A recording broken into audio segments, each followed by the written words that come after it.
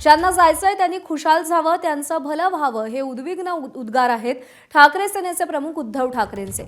2022च्या ऐतिहासिक उभ्या फुटीनंतर जवळपास 4 वर्षांनी ठाकरेंची शिवसेना पुन्हा एकदा मोठ्या बंडखोरीच्या वादळात अडकल्याची चर्चा आहे। या चर्चांच्या पार्श्वभूमीवर उद्धव ठाकरेंनी चाचपणीसाठी मातोश्रीवर सगळ्या खासदारांची बैठक बोलावली होती।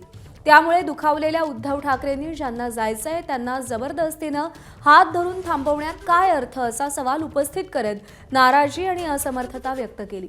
60व्या वर्धापन दिनाचा मुहूर्त साधत ठाकरेंना जोरदार धक्का देण्याच्या हालचाली शिंदेंकडून सुरू असल्याची चर्चा आहे। दुसऱ्या शक्यतेनुसार संसदेच्या पावसाळी अधिवेशनाआधी आणि मंत्रिमंडळाचा विस्तार होण्याआधी ऑपरेशन टायगर राबवलं जाऊ शकतं, पण यात एक कायदेशीर अडचण आल्यानं सध्या तरी हे ऑपरेशन आकड्यांच्या गणितात अडकल्याचं समजतंय। त्यामुळे ठाकरे सेनेला पुन्हा खिंडार पडणार की ठाकरे सावरणार हे पाहावं लागेल।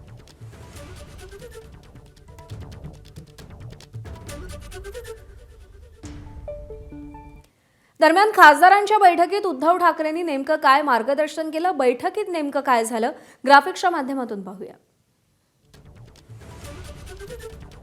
आज माझा नाही मात्र उद्या माझा नक्की असून तोपर्यंत सोसावं लागेल। बाळासाहेबांची शिवसेना सोडून जाणाऱ्यांना पश्चाताप होईल मात्र वेळ गेलेली असेल।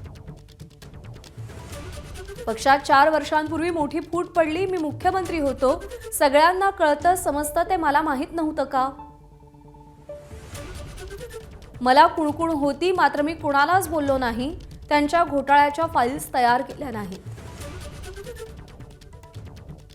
ज्यांना जायचंय त्यांना जबरदस्तीने हात धरून थांबवण्यात काय अर्थ? ज्यांना जायचंय त्यांनी खुशाल जावं, त्यांचं भलं व्हावं।